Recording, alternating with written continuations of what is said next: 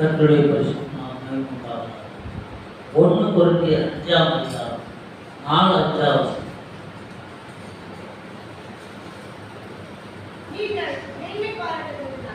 நீங்களும் என்னுடைய ஆவியும் நமது கர்த்தராகிய இயேசு கிறிஸ்துவின் அதிகாரத்தோடு கூடி வந்திருக்கிறீர்கள்.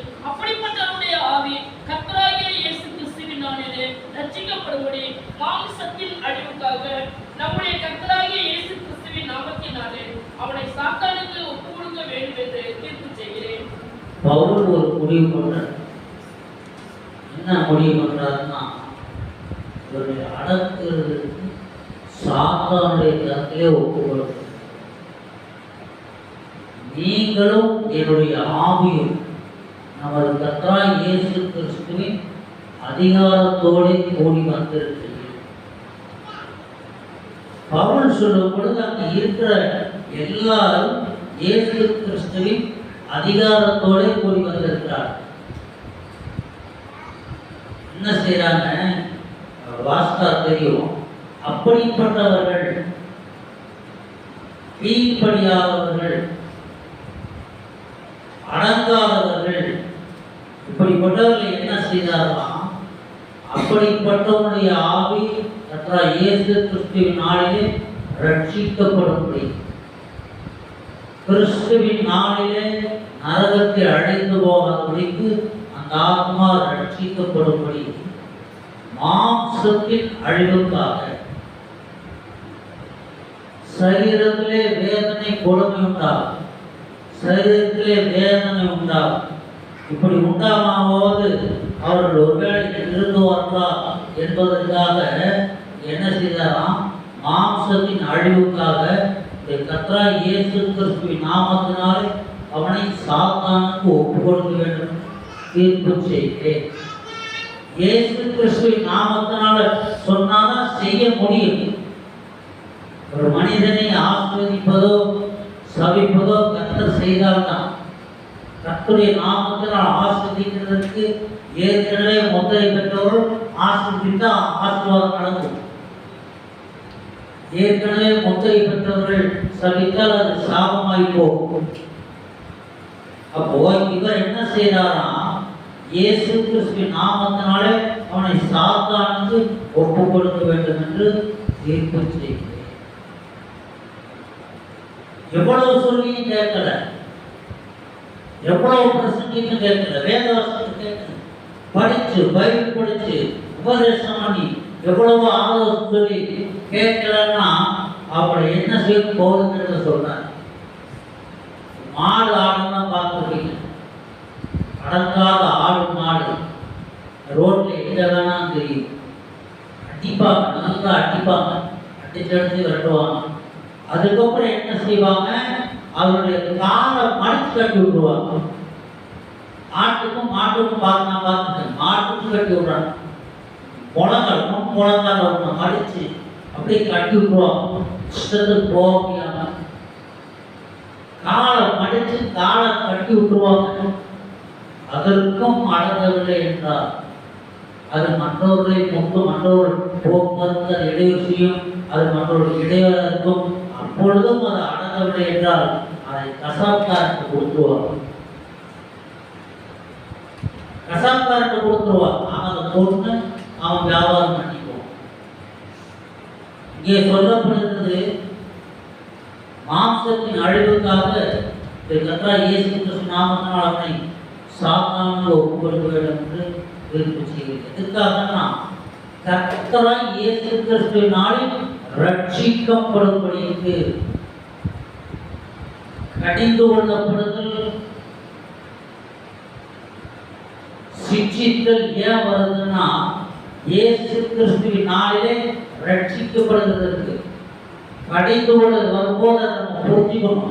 என்னத்துக்காக இந்த கடிந்து கொள்வது வருது, என்னத்துக்காக இந்த சிக்ஷை வருது, இந்த உபத்திரவம் எதனால் அனுமதிக்கப்பட்டது, எதனால் வந்தது என்பதை நாம் சிந்தித்து புரியலன்னா ஜெபம் பண்ணி அவைகளை மாற்றிக்கொள்ள முன்வர வேண்டும். இல்லை என்று சொன்னால் அடித்து பார்ப்பார், அடக்கி பார்ப்பார், காலை கட்டி பார்ப்பார். இல்லை என்று சொன்னால் நரகத்திலே அழிவுக்கு மரணத்திலே தள்ளப்படும்.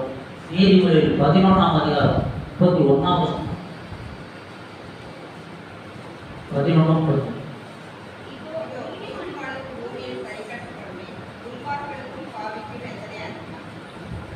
நீதிமானுக்கு பூமியில் சரி கட்டப்படும். நீதிமானுக்கு பூமியில் சரி கட்டப்படும். நீதிமானுக்கே பூமியில் செலுத்தப்படும் என்றால் துன்மார்க்கருக்கும் பாவிக்கும் எத்தனை அதிகம். நீதிமானுக்கு பூமியில் சரி கட்டப்படுகிறது எத்தனையோ பேர் பார்க்கிறோம். துன்மார்க்கனுக்கும் பாவிக்கும் எத்தனையோ அதிகமா நடக்கும். ஒரு வேலை அவர்களுக்கு நடக்கவில்லை என்று சொன்னால் அவர்கள் ரட்சிப்பை சுதந்திரித்துக் கொள்ள முடியாது, நரக பாதாளத்திலே தள்ளப்படுவார். பூமியிலேயே கர்த்தரால் சிக்ஷிக்கப்படுகிறவர்கள் பாக்கியவான்கள். கர்த்தருடைய சிக்ஷை வரும் பொழுது அதை அற்பமா எண்ணக்கூடாது. தவறு செய்கிற நேரங்களிலே தேவன் சிக்ஷிப்பார். நாம் சத்தியத்தை மீறுகிற நேரங்களிலே நம்மை சிக்ஷிப்பார். சிக்ஷை வரும்போது நாம் மிகவும் கவனமுள்ளவர்களாக ஜாக்கிரதையுள்ளவர்களாய் காணப்பட வேண்டும். பூமியிலே நீதிமானுக்கு பூமியிலே ஒரு நல்ல வாழ்க்கை வாழணும், ஒரு நல்ல ஆரோக்கியமாய் வாழ வேண்டும் என்றால் தங்களுக்கு கொடுக்கப்பட்டிருக்கிற நாட்களிலே தேவனுக்கு பயந்து, ஆண்டவருக்கு பயந்து, சத்தியத்திற்கு பயந்து கீழ்ப்படிந்து நடக்கும். டாக்டர் தஞ்சாவூர் இருந்தார். நான் வேலை செஞ்சார். ஒரு 4-5 நாளைக்கு முன்னாடி ஃபோன் பண்ணி பேசுவார். பேசிட்டு சொன்னார், அலெக்ஸு ஜாக்கிரதையா இருப்பா, ஊழியக்காரங்களையெல்லாம் பார்த்தா பெண்கள் விஷயத்திலும் பண விஷயத்திலும் விழுந்து போறாங்கப்பா என்கிட்ட சொன்னார். ஒரு 4-5 நாளைக்கு முன்னாடி ஊழியக்காரர்கள் எல்லாம் பெண்கள் விஷயத்திலும் பண விஷயத்திலும் விழுந்து போறாங்கப்பா. ஊழியக்காரத்துல பெண்கள் அவ்வளவு சீக்கிரம் வரமாட்டாங்க, என்ன பெரிய பரிசுத்தவான் நினைச்சிட்டு அவங்க போயிடுவாங்க. அந்த பண விஷயம் இருக்க எல்லா தீமைக்கும் வேறா.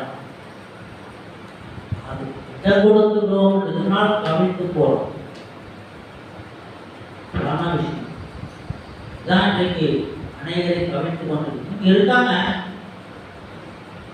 வட மாநிலங்களில் நடைபெற ஊழியர்கள் தான் வசூல் பண்றாங்க.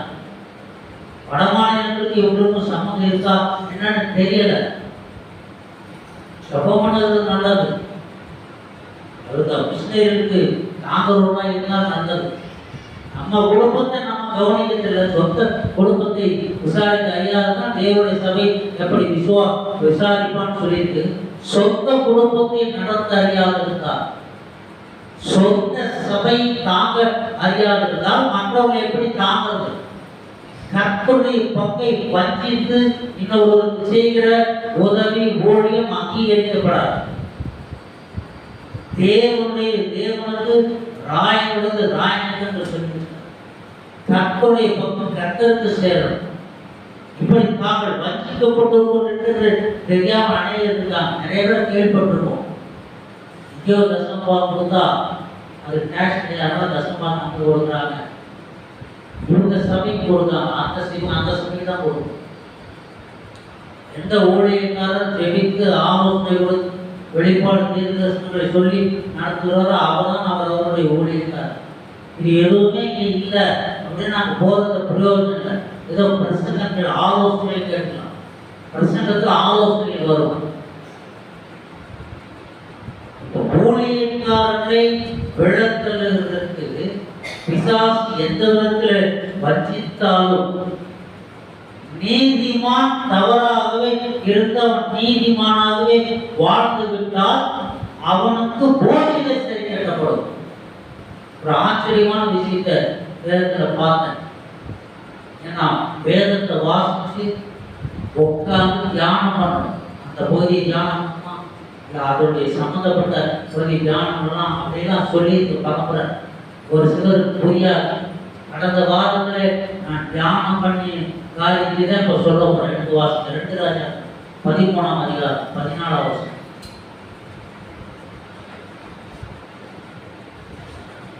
தேவனுடைய மனுஷனை தொடர்ந்து போய் ஒரு கருவாடி மரத்தின் கீழ் உட்கார்ந்திருக்கிறார். 2 ராஜா 13. எலிசா மண்ணுக்கு எதிரான வியாதியிலே கிடந்தார்.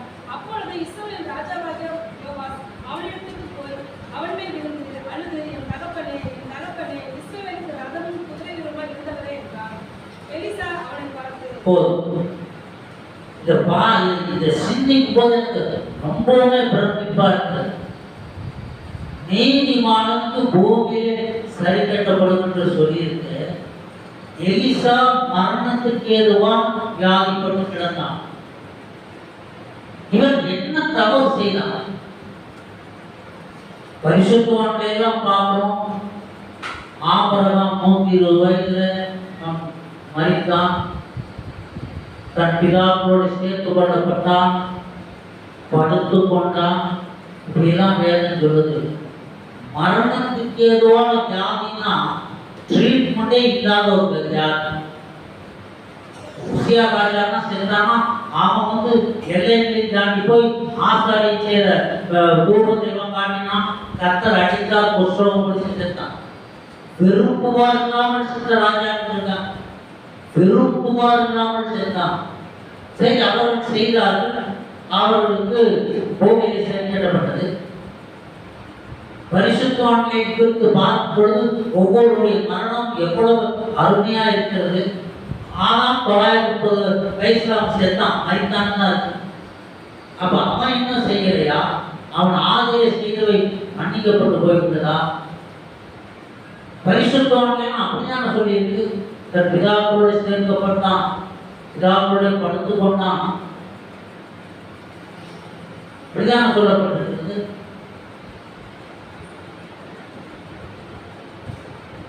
இங்கே சொல்லும் போது நாட்களில் எலிசா மரணத்துக்கு ஏதாவது சாதாரண ஆள். எலிசா சாதாரண ஆள், மிகப்பெரிய பரிசுத்தவான். அவன் எழுப்புகளில் எல்லாம் பரிசுத்த வல்லமை இருந்தது. சொன்னாவே நடக்கும். பஞ்சம், கொடிய பஞ்சம், கழுதத்தலை நிற்கிறாங்க, பெற்ற பிள்ளைய பக்குவோடு திங்கிறாங்க. நாளை நேரம் ஒரு மரத்துக்கா பால் கோதுமைமா ஒரு சேக்கலுக்கும், 2 மரத்துக்கா பால் கோதுமை ஒரு சேக்கலுக்கும் இருக்கப்படும் சொன்னா அங்கிருந்த பிரதானி நம்பல. ஆனா அடுத்த அப்படியே நடந்தது. அவ்வளவு பெரிய தீர்க்கதரிசி. மரித்து போன சூனியம்மையாருடைய மகனை உயிரோடு எழுப்பி கொடுத்தான். அவன் வார்த்தையில தான் சொன்னான். ஒரு காலத்துல ஒரு பிள்ளையை அணைத்து கொண்டிருப்பான்னு சொன்னான். அவளுக்கு குழந்தை குழந்தை பெரிய தீர்க்கதரிசி. ராஜாவுடைய அபிஷேகம் பண்ணக்கூடியவர். இவ்வளவு பெரிய தீர்க்கதரிசி மரணத்துக்கு ஏதுவான வியாதி கொண்டு கிடந்தான். என்ன செய்தான் என்றெல்லாம் கணிக்க முடியாது, யோகிக்க முடியாது, கொடியமா குற்றப்படுத்த முடியாது. அந்த தைரியம்லாம் நமக்கு இல்லை. வேத வசனத்தை ஒப்பிட்டு பார்க்கும்போது எவ்வளவு பரிசுத்தவான்காரங்களும் எவ்வளவு நீதிமான்காரங்களும் கர்த்தருடைய காரியத்தை எவ்வளவு சரியாக இருந்தாலும், இத்தனை மணிக்கு எழுந்து ஜெபம் பண்ணினாலும், கர்த்தருடைய பங்கை கர்த்தருக்கு சரியாக செலுத்தினாலும், ஜெப நேரங்களாவது நம்முடைய காணிக்கையாக தசமங்களாவது ஆண்டவர்களுக்கு சென்ற நேரங்களாவது எதுவாக இருந்தாலும் நாம் சரியாக செலுத்தி கொண்டிருந்தால் நமக்குள்ளே என்ன பூமியிலே சரிக்கப்படுகிறதற்கு நம்மிடத்திலே என்ன குறை உண்டு என்பதை நாம் ஆராய்ந்து பார்க்கணும். எலிசாவை குறித்து நான் குறை சொல்றேன். வசனத்தை ஒப்பிட்டு பார்க்கும் பொழுது எனக்கு பிரமிப்பா இருக்கு. இவ்வளவு பெரிய பரிசுத்தவானுக்கு இப்படி ஒரு காரியமா? இப்படியா எஸ்ஐகே ராஜாவுக்கு இந்த வியாதி வச்சு அத்திப்பட அடைய போனான்னு அவன் சொல்றான். மரணத்துக்கு ஏதுவான வியாதினாதான் கேன்சர் போன்ற வியாதிகள். இதுக்கு ட்ரீட்மெண்டே கிடையாது. ஒரு காலத்துல டிபிக்கு ட்ரீட்மெண்டே இல்லாம இருந்தது. அப்பதான் பெட்ரோலியம் கண்டுபிடிச்சான். இப்ப சாதாரணமா ஒரு டேப்லெட்லேயே சரி பண்றான். இன்றைக்கு கேன்சருக்கு வியாதி கிடையாது. அன்றைக்கு அவன் எந்த வியாதி போட்டிருக்கானோ தெரியல, மரணத்துக்கு ஏதுவான வியாதி என்றால் மருத்துவர்களால் குணப்படுத்த முடியாத வியாதி. இப்படிப்பட்டவங்க பாருங்க, அதிலே 20வது சொல்றாங்க. எலிசா மரணமடைந்தான். அவனை அடக்கம் பண்ணினார்கள். மறுவருஷத்திலே மோவாபியரின் கண்ணுகள் தேசத்திலே வந்தது. அப்பொழுது அவர்கள் ஒரு மனுஷனை அடக்கம் பண்ண போகையில் அந்த கல்லை கண்டு அந்த மனுஷனை எலிசாவின் கடலில் போட்டார்கள்.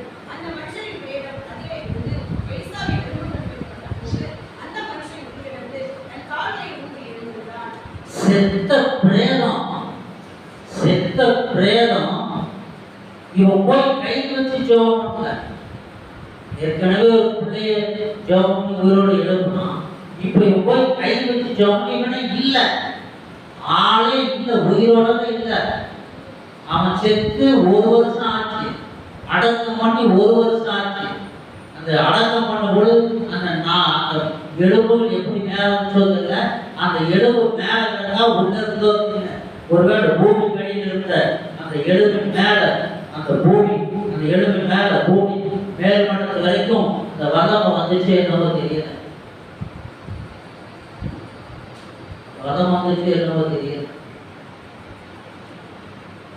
எலும்புகள் எலிசாவின் கல்லறையில் போட்டார்கள். அந்த மனிதன் பிரேதமரை விழுந்து எலிசாவின் எலும்புகளின் மேல் பட்ட போது அந்த மனிதன், ஒரு மனுஷன் உயிரிழந்து தன் காலை ஊன்றி எழுந்திருந்தான்.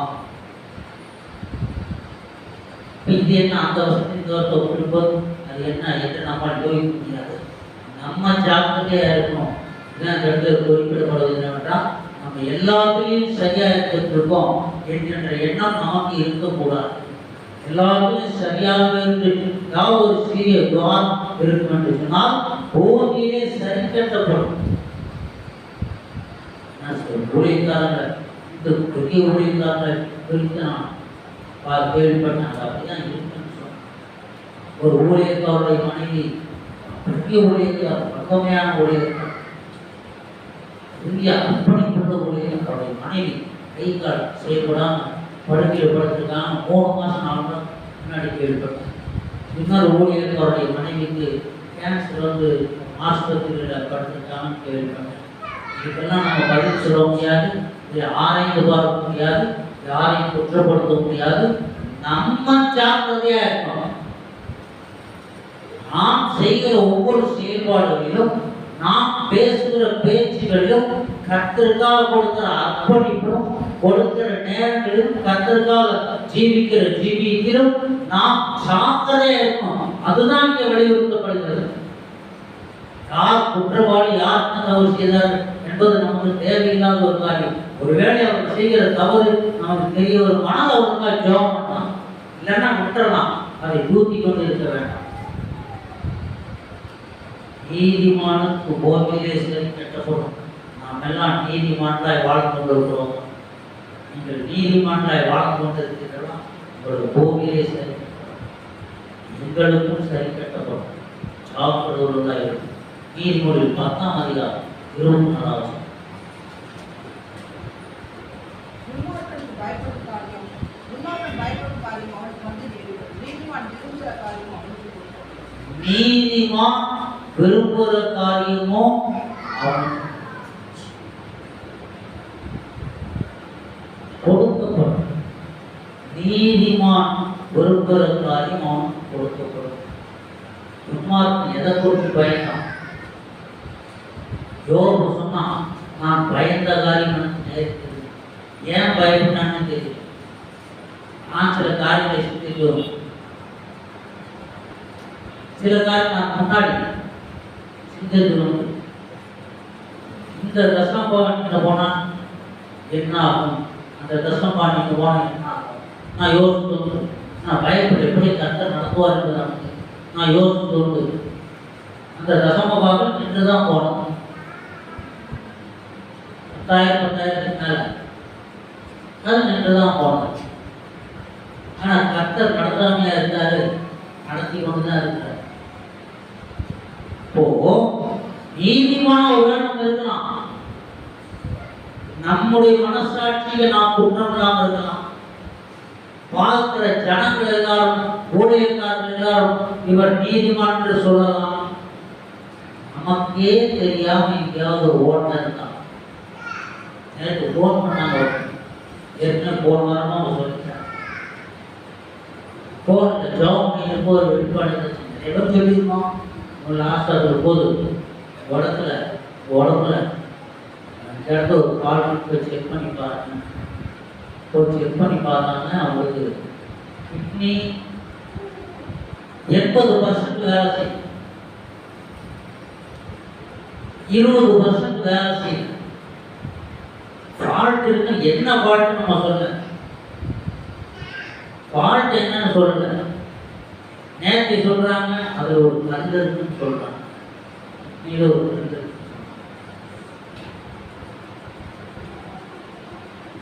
அப்போ நான் பயந்த காரியம் எனக்கு நேரிட்டது.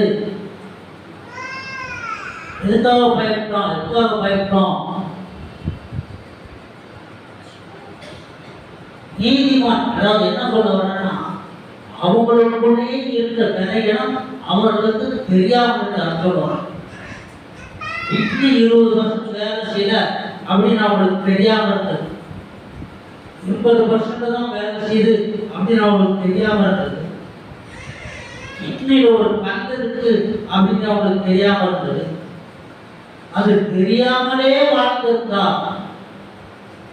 இந்த குறைபாடு தெரியாமலே அவர் வாழ்ந்திருந்தா சில காலங்கள்ல இறந்து போவதற்கு வாய்ப்பு இருக்கு. நிச்சயம் அது சந்தேகம் கிடையாது. கல்லும் கொடியது, கிட்னி செயல்பாடு குறையும் கொடியது. அப்போ தனக்குள்ள இருக்கிற ஒரு பலகீனம் தெரியாமலே அவர் வாழ்ந்து கொண்டிருக்கிறார். கிட்னி சொல்லும் போது அவன் செக் பண்ண மாட்டேன்னு சொல்றாங்க. நல்லா தான் இருக்குன்னு சொல்றாங்க. தெரியும் வீக்கா இருக்கா இல்ல இருந்தா டாக்டர் நீங்க பண்ணி ஆகணும். 2 டாக்டர் இல்லன்னு சொல்றாங்க. 2 டாக்டர் ஒன்றுமே செக் பண்ணி பார்த்து இல்ல ஒன்றுமே நல்லா உங்களுக்கு சந்தேகம் வெளிப்பாடு சும்மா இருக்காது. 3வது ஒரு டாக்டர் போது அவர் கண்டுபிடிச்சு சொல்லியிருக்காங்க. 3வது டாக்டர். அப்போ நமக்குள்ள இருக்கிற விலைக்கு நமக்கு தெரியல. அதை புரியவங்க அதை கண்டுபிடிக்க முடியும். இந்த டாக்டர்னா போய் டெஸ்ட் பண்ணி பார்ப்போம், அந்த டாக்டரை கண்டுபிடிக்கும். டாக்டரால 2 டாக்டரையும் கண்டுபிடிக்கலாம். என்ன நினைச்சிருக்கோம், ஊழியம் செய்கிற எல்லாரும் ஊழியக்காரர்கள் நினைத்து கொண்டிருக்கிறோம். ஊழியக்காரரை குற்றப்படுத்துகின்றன. அவர்களுக்கு என்ன கொடுக்கப்பட்டிருக்கிறதோ அதை தான் அவர் செய்யணும். ஒன்றுமே கொடுக்கப்படாமல் ஒருவேளை வைத்து பிழைப்புவார் செய்வார் என்றால் அந்த ஆசீர்வாதம் அவர்களுக்கு இருக்கார். ஊழியக்காரன் அந்தந்த ஊழியக்காரன் போகும்போது அந்தந்த காரியங்கள் நடக்கும். அந்த டாக்டர் போகும்போது தெரியல, இந்த டாக்டர் போகும்போது தெரியல, இவங்களால முடியல. 3வது ஒரு டாக்டர் போய் செக் பண்ணும்போது அது ஒரு கண்ணு இருக்கு, கிட்னி 20% வேலை செய்த கண்ணு இருக்கு என்பது தெரியுது. இது தெரியவங்க இருக்கிறது. இது தெரியாமலே வாழ்ந்திருந்தார். அவர்கள் சில காலங்களில் அவர் இறந்து போய் நம்முடைய ஆவிக்குரிய நமக்கே தெரியாத சில வேலை நம்ம சாதாரணமா இருந்துட்டு இயல்பா வாழ்ந்துட்டு நமக்கே தெரியாம என்னமோ ஒன்று நமக்குள்ள இருக்கும் என்று சொன்னார். அதற்கு பூமியிலே தண்டனை இல்லை. நீதிமானுக்கு பூமியிலே சரி கட்டப்படும் என்று சொல்லிடுச்சு. பூமியிலே தண்டனை கிடையாது. எலிசாவோட தான் நியாயமா ஒப்பிட முடியாது. ஊழியமே வேற. எலியாவுக்கு சாவியை பொறுக்கி யோர்தான் நதியை அடித்தான், 2ஆ பிரிஞ்சது. இவன் அதே சாவி எடுத்துட்டு போய் எலியாவுக்கு தேவனை எங்கே அடிச்சான், 2ஆ பிரிஞ்சது. வாலிபர்களெல்லாம் வந்து கிண்டல் பண்ணிட்டு மொட்டத்தில் ஏறிப்போ எல்லாம் பரிகாரம் பண்ணிட்டு பின்னால வர்றான். அவங்க எஜமான் எடுத்து கொள்ளப்பட்டான். என்ன பண்ண போற, மொட்டத்திலையா ஓடி போட்டு பண்ணிட்டு வர்றான். திரும்பி பார்த்து சபிச்சான். காட்டுக்குள்ளுக்கு கரடியில் வந்து எல்லாரையும் கொண்டு போச்சு. 40 கரடியில் வந்து 40 கரடி வந்துச்சா 40 பேரை கொண்டுச்சான். மனதுக்குள்ள இருக்கு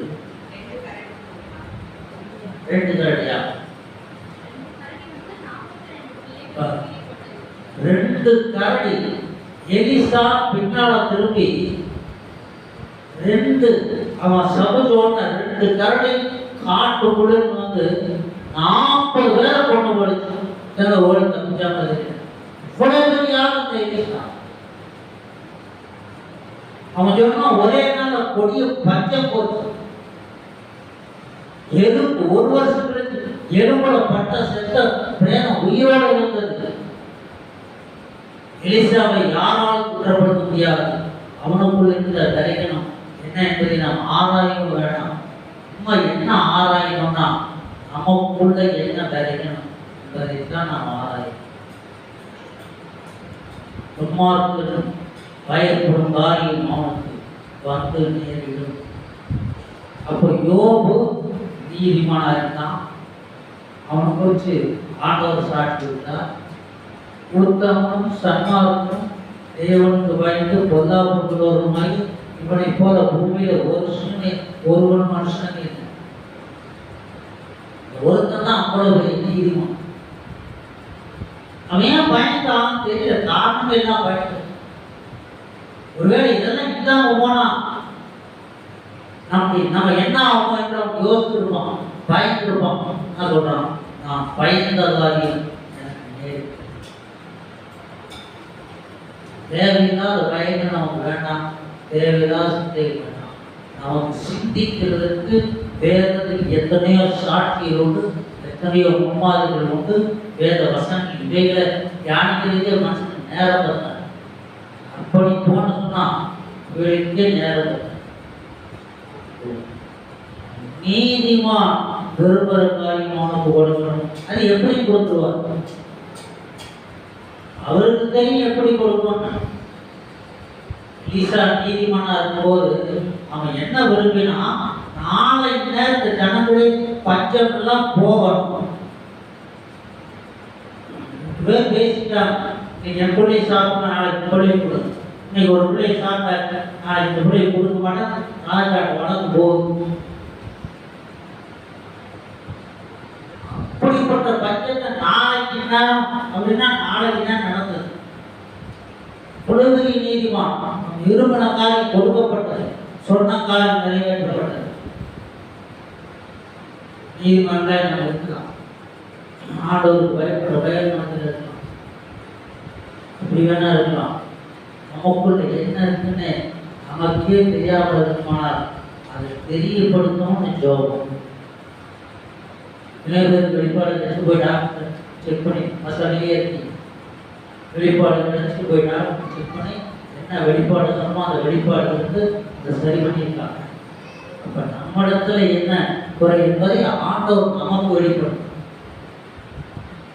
வேத வசனங்களை கவனமாய் வாசிப்பது, தேவனாய் கர்த்தருடைய சத்தத்தை கவனமாய் செல்வது, சத்தத்துக்கு கவனமாய் செல்வது, கவனமாய் படித்து கவனமாய் செய்வதன் போது என்னெல்லாம் எங்களுக்கு விளையும் என்று சொல்லும் போது நமக்கே தெரியாமல் இருக்கும் விளையினத்தை கர்த்தர் வெளிப்படுத்துவார். அதற்கு என்ன காரியம் வேண்டாம் வெளிப்படுத்தி நடத்துகிறவராக இருக்கிறார். மத்திய 6ஆம் அதிகாரம் 24வது.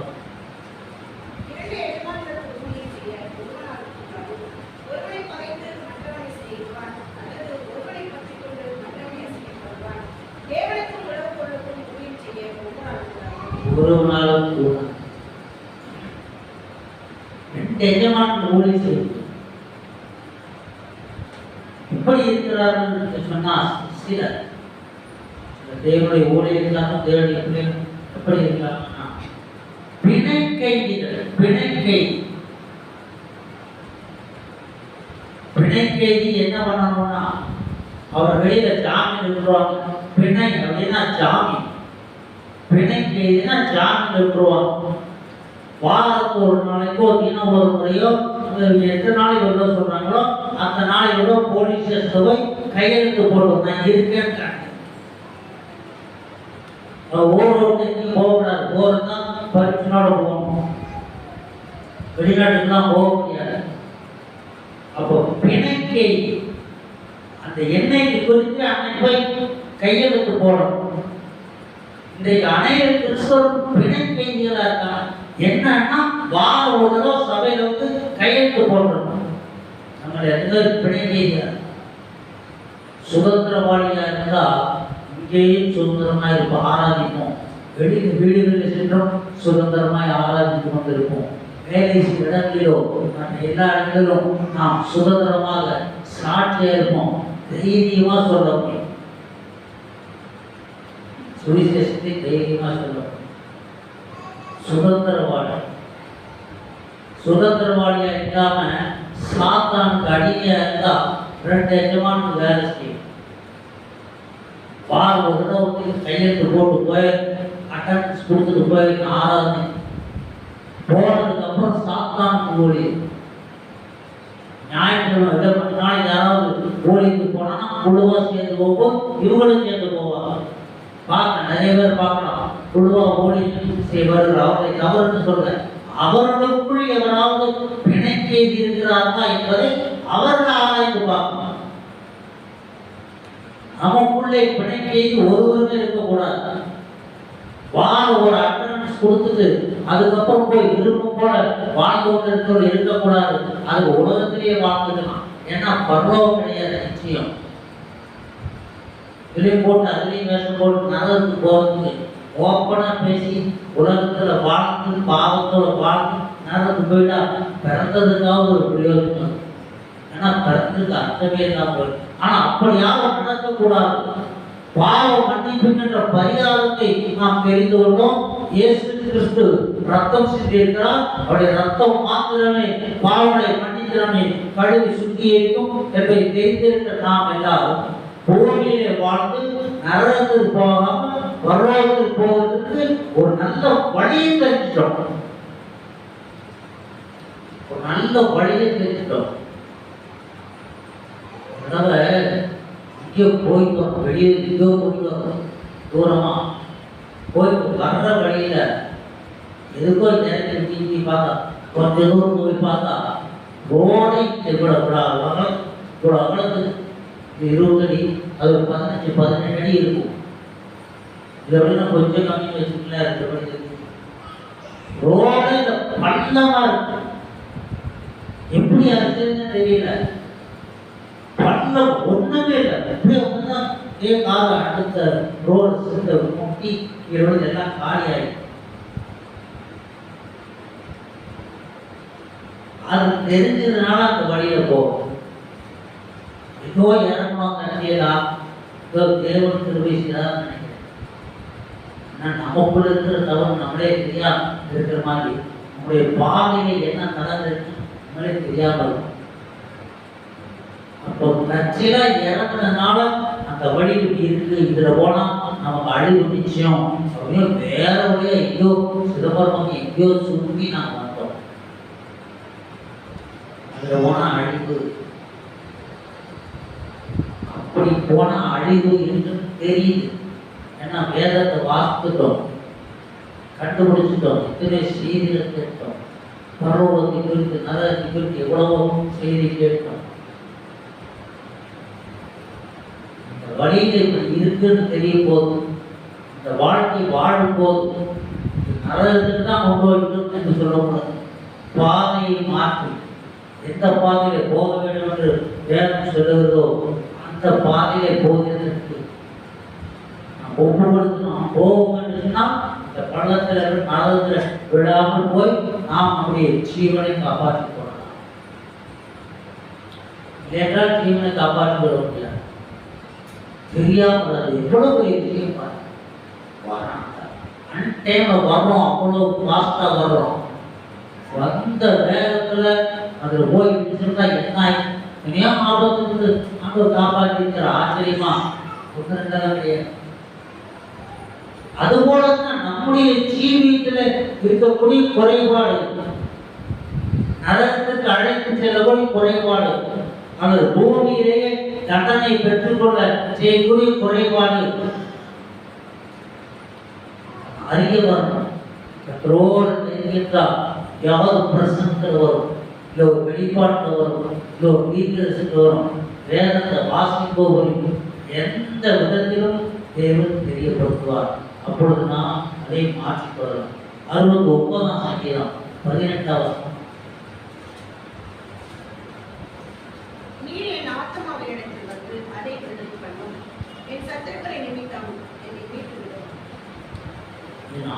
ஆத்துமாவிடத்தில் வந்து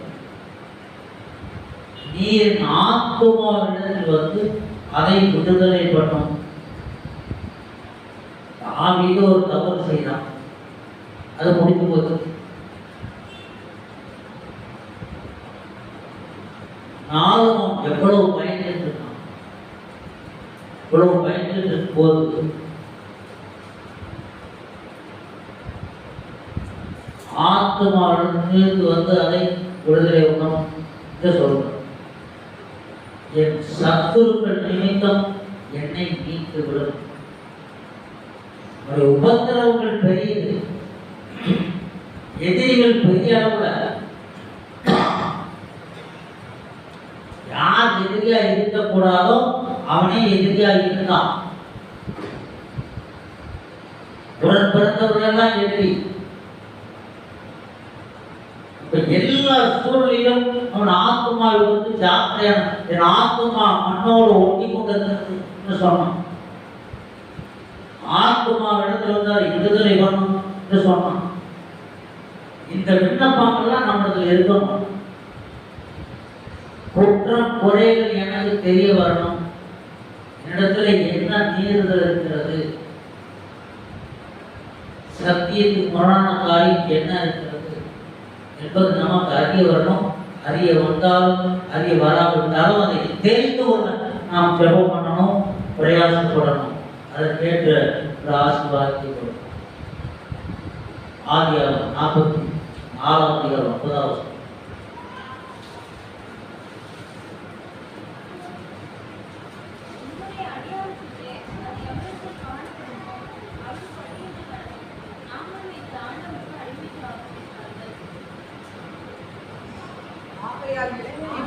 அடியாருக்குள்ளே அது எவனிடத்தில் காணப்படுமோ அவன் கொடைவன் நாங்களும் ஆண்டவனுக்கு அடிமைகளாகும்.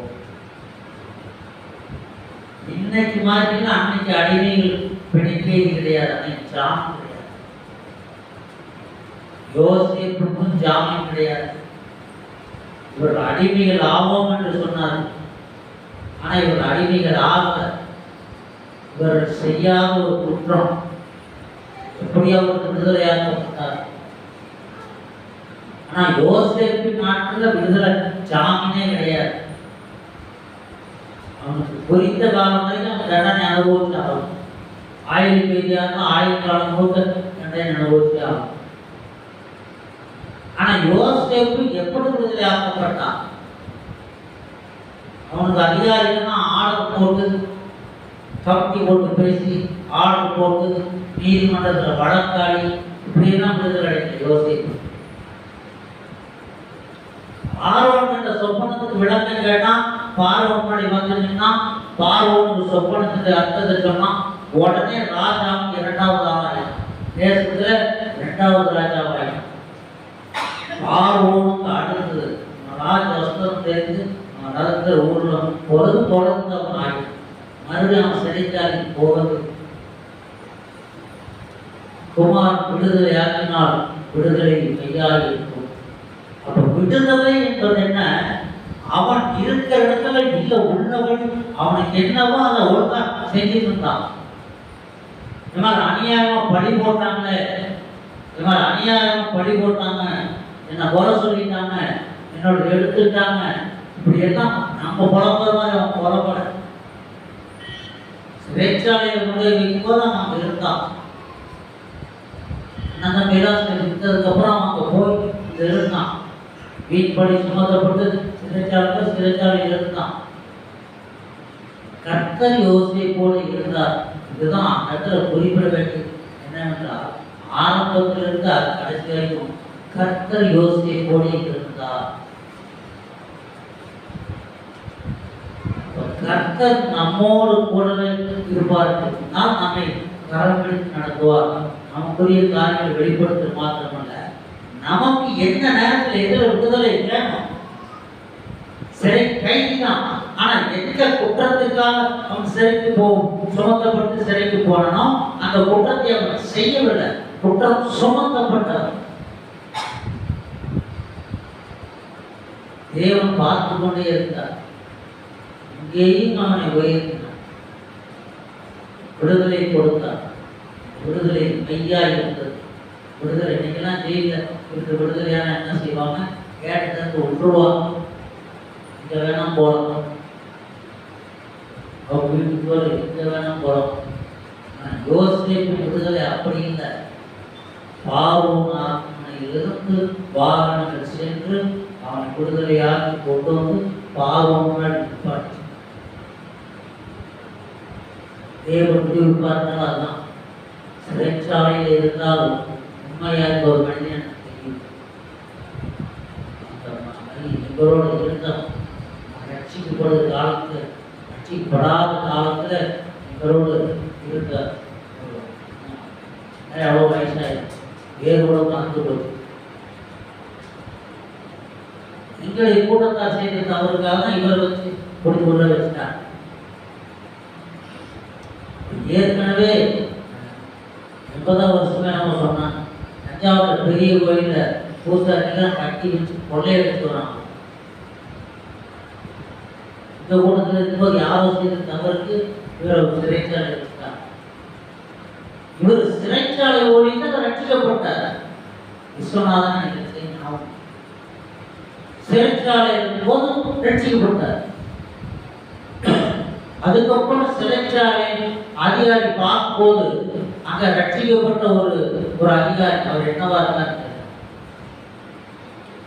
பார்க்குவதற்குள்ள மாற்றம் பார்த்த உடனே பார்த்துட்டே கவனித்து இவர் விடுதலை ஆகும் போது வந்து வெளியூர் என்னப்பா பண்ணுவ, ஒரு உயர் அதிகாரி என்னப்பா பண்ணுவ, சரி நான் காசு கொடுக்குறேன், கோபிச்செட்டி பாளையத்தில் கோபிச்செட்டி என்ன இருந்தாருன்னு என்ன இதில் எங்கே சரியாக இருந்தாருன்னு தெரியும். கோபி அவரை நான் ரட்சிக்கப்பட்டு ஊழிக்கு வந்த பிறகு என்னை பார்த்தப்போ கைவிட்டு நான் ரட்சிக்கப்பட்டேன் அப்படின்னு அவருடைய சாட்சி சொன்னேன். சினிமா தியேட்டருக்கு முன்னாடி மீன் வண்டி போட்டுருக்கோம். சாயங்காலம்லாம் மீன் விற்கிறாங்க, வண்டியில் வச்சு மீன் கொடுப்பாங்க, ஏழை வச்சு கொடுப்பாங்க. நான் உனக்கு காசு கொடுத்தேன், வண்டி போட்டு மீன் வண்டி நீ போட்டுக்கோ, இதை வச்சு நீ படைச்சுக்கோ. அப்போ பாருங்க, குமாரன் விடுதலையாக்கினால் விடுதலை மையா இருக்குன்னா விடுதலைக்கு பிறகு ஒரு வாழ்க்கை கொடுப்பார். எத்தனையோ ரவுடிகள், குடிகாரர்கள், எத்தனையோ கொலைகாரர்கள் மனதிற்கு போது அடுத்தது அவர்களுக்கு ஒரு ஊழியத்தை கொடுத்து ஒரு வாழ்க்கை கொடுத்தார். யோசேப்பு விடுதலை கொடுத்து ஒரு வாழ்க்கையை கொடுத்தார். இந்த விஸ்வநாதன் இப்ப நான் பார்க்கும்போது இந்த ஹோட்டல் நம்மளதான் ஒரு பெரிய ஹோட்டல், அன்னைக்கு அது பெரிய ஹோட்டல். சீட்டாவோ போட்டோ இல்லை ஏதாவது பண்ணி அவங்க ஒரு விமர்சனம் நடத்துவாங்க. அன்றைக்கு அவர் காமிச்சா அன்னைக்கு பெரிய ஓட்டம் அதான் நடிச்சு அந்த வண்டி ஐயா வண்டி போட்டு விடாம மீடியாவாக இந்த ஹோட்டல் நம்மளது என்னோட தான் ஆண்டவர் எதிரே சிக்கி கொண்டிருக்கிறோம். என்ன குற்றத்திற்காக தண்டனை அனுபவித்துக் கொண்டிருக்கிறோம். அந்த தண்டனையிலிருந்து விடுதலை பெற வேண்டும் என்றால் குமார் விடுவித்தால் விடுதலை மெய்யாகிறது. குடிக்கிறவங்க எத்தனையோ விதமான முயற்சி பண்ணி ஒரு கொஞ்ச நாளுக்கு திரும்ப மரணி செய்யறாங்க. கர்த்தர் விடுதலையாகினா நீங்கள் விடுதலையாகி என்ன தண்டனை அனுபவித்துக் கொண்டிருக்கிறோம். அதிலிருந்து விடுதலை வேணும்னா ஆண்டவர் ஒருவர். பிலிப்பியர் 2:2 நீங்கள் ஏக சிந்தையும் ஏக அன்புள்ளவருமாய் இருந்து இசைந்த ஆத்துமாக்களாய் ஒன்றையே சிந்தித்து என் சந்தோஷத்தை நிறைவாக்குங்கள். ஏக சிந்தை, ஏக சிந்தை, அன்பு ரொம்ப முக்கியம். 6வது நேரத்தில் ஏக சிந்தைங்கிறது எத்தனை பேர்? ஏக சிந்தை, ஒரே சிந்தை.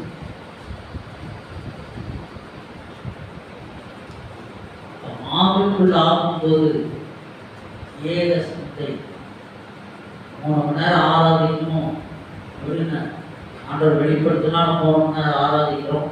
இது கொஞ்சமாக தான் எனக்கு தெரியுது. மற்ற நேரத்தில் அவரவர் வீடுகளில் போய் ஆராதிக்கணும். கொடுத்த நேரத்துல நம்ம ஆராதிக்கணும். அப்ப ஆராதனைக்கு வரும்போது நம்முடைய சிந்தை எப்படிப்பட்டதா இருக்குது? ஏக சிந்தை, ஒரு மனம், ஒரே மனம், ஏக சிந்தையும் ஏக அன்பும் உள்ளவர்களாக இருக்கு. இதெல்லாம் பார்க்க முடியாது. அன்பை பார்ப்பது மிக கடினம். அவருடைய சுயரூபம் சூழ்நிலை வரும்போதுதான் தெரியும். ஏக சிந்தை, அன்பு, இசைந்த ஆத்மாக்களாய் ஒன்றே சிந்தித்து, இசைந்த ஆத்மாக்களாய் தேவனோடு தேவனுடைய வார்த்தையோடு இசைந்து சொல்லுவாங்க இல்லையா, அவர் ஜால்ரா போட்டுட்டு இருக்காருன்னு சொல்லுவாங்க. ஆனா ஆண்டவர் ஜால்ரா கூடவும் கூடதான் தேவை. நம்ம ஆண்டவருக்கு தேவை உண்மை ஒண்ணுதான், உண்மை ஒண்ணுதான். எப்படி தேர்னாலும் ஒரு பத்தி கேள்விப்பட்டேன். பெரிய ஒரு மிராஸ், ஒரு பெரிய ஒரு பண்ணையார் ஒருவருக்கு, பண்ணையார் அவர் சன்னியாசி, வேலி ஒரு வேலினா 7 ஏக்கர் வேலி நிலம் உள்ளவருக்கு இங்க பக்கத்தோட 5 கிலோமீட்டர் கேள்விப்பட்டேன். அவர் இப்ப இருக்காரு, என்ன வாங்க எடுத்து பக்கத்துல தான் வெத்தலை ஓடுவாங்க. வெத்தலைக்கு ஒரு டப்பா வச்சிருப்பாங்க, சின்னதாக ஒரு டப்பா. அதில் வெத்தலை பாக்கு, சுண்ணாம்பு அதெல்லாம் வச்சிருப்பாங்க.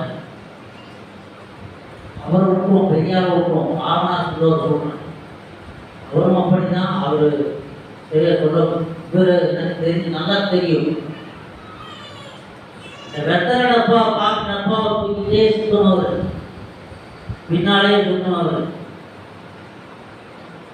எத்தனை இருந்தோ தெரியல, இவருக்கு கொடுத்துட்டாரு, இவருக்கு எழுதி வச்சுட்டாரு. திடீர்னு பணக்காரனா போனோம். இப்ப நான் சொல்றோம், பைபாஸ் ரோடு போட்டாங்க. இங்கிருந்து போடுறது பாபனார் அந்த பைபாஸ் ரோடு தான் நம்ம மேடம் இருக்கு, அவரும் அங்கதான் இருக்காரு. இந்த பைபாஸ் ரோடு போடுறதுக்கு 5 ஏக்கர் எடுத்துக்கிறாங்க. நான் சொல்றேன், 5 ஏக்கர் எடுத்தாங்கன்னு பணம் கொடுக்குறீங்க. 5 ஏக்கரை விட்டு கொடுத்ததே 5 ஏக்கர் தான். விட்டு கொடுத்து 5 ஏக்கர் அவருக்கு மொத்தம் எத்தனை இருக்கும்? இது எதனால வந்ததுன்னா, ஒரு நபருக்கு கீழே இருந்து அவர் உண்மையா இருந்தது ஒரே காரணம், வேற காரணம் கிடையாது. அவருக்கு யாரும் புரியலையா? எத்தனை டப்பா தூக்கி போகணும், இவர் எங்க போறாங்கலாம் எத்தனை டப்பா தூக்கி போகணும், இதான் இருக்கு. அப்படி இருந்த ஒரு மனிதன் அவ்வளவு ஐஸ்வர்யத்தை கொடுத்திருப்பார். ஆண்டவர் உண்மையா இருந்தால் எப்படி ஐஸ்வர்யத்தை கொடுப்பார்? நமக்கு அளவுக்கு அதிகமாக தான் வேண்டாம். இத்தனை கோடி எவ்வளவு இருந்தாலும் நம்ம வயிறு நிறையா தான் சாப்பிட முடியும். ஒரு வாகனத்துல தான் போய்க்கலாம், ஒரு கட்டில தான் போய்க்கலாம். அதாவது நாளாக வேற வேலையில் போகணும், பிரயாணம் ஒரு வாகனத்துக்கு தான் இருக்கு. உனக்கு இந்த தேவை அறிந்திருக்கிறார், நமக்கு போதுமானதை கருதுவதற்கு அவர் வந்தவராயிருக்கிறார். நாட்டை ஜாக்கிரதையோடாய் கவனமா சத்தியத்தை குறித்து, வேதத்தை குறித்து கவனம் உள்ளதா ஜாக்கிரதையோடாய் காணப்படும். மற்றவருடைய குற்றம் என்னன்னு நமக்கு தெரிய வேண்டிய அவசியம் இல்லை. நம்மிடத்துல என்ன குற்றம் நமக்கே தெரியாமல் இருக்குமானால் அதை பரிசீலித்து வேத வசனத்தோடு தேவ ஆவியானோடு ஒத்துழைப்போடு அதை தெரிந்து அதை விட்டு ஓடுவோம் என்று சொன்னால் நீதிமானது பூமியிலே சரி கட்டப்படாது. மறித்தான், அடக்கம் பண்ணப்பட்டான், பிதாக்களோடு சேர்க்கப்பட்டான், படித்து கொண்டான், பிதாக்களோடு படிச்சுங்கன்னா இப்படிதான் படிச்சுட்டு. அதுபோல நமக்கு ஒரு வாழ்க்கையும் நாம் மறிக்கும் பொழுது நல்ல மரணமும் நித்திய ஜீவனையும் சுதந்திரித்துக் கொள்ள தேவ உதவி செய்வார்.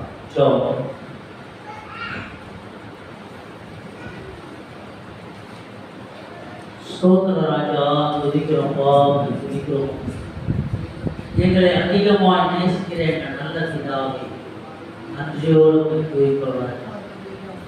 ஆண்டவரே, இந்த நல்ல நாளுக்காக மனங்கள் சபைகளுடைய நாளுக்காக சொல்லப்படும் வசனங்கள் வார்த்தை எல்லாம் நன்றி சொல்லுங்கள். ஒவ்வொரு நிலைகளையும் பதியப்படும் பெரிய சாட்சி அனைத்து நிரூபித்து அவரோட குற்றங்கள் அறியப்பட்டு அவரோட அறிக்கை ஒரு மெய்யான விடுதலை பெற்றுக்கொள்ளத்தான் பெருமை செய்கிறார். கூடி வந்திருக்கிற ஒவ்வொரு பேரும் வகமை கடந்து வருவது ஒவ்வொருவருடைய சரீரத்திலே காணப்படுகிற பலவீனங்கள் சோதனைகளெல்லாம் நீங்கி போகும். சரீரத்தில் சுகம் ஆரோக்கியம் உண்டாகும். பிரயாசங்களை வாய்ப்புபற்றி ஆசை யாவும் முடிவுக்கு சாட்டை நிலைத்திருக்கிறது. தொடர்ந்து நடைபெற பற்றிய ஆசிரியராக இயேசுவின் நாமத்தில் பிதாவே. ஆமென். ஆத்துமாவே கர்த்தரை ஸ்தோத்திரி. ஆத்துமாவே கர்த்தரை ஸ்தோத்திரி. சரி சர்வவானே. ஆமென். ஹalleluya. ஹalleluya. ஹalleluya.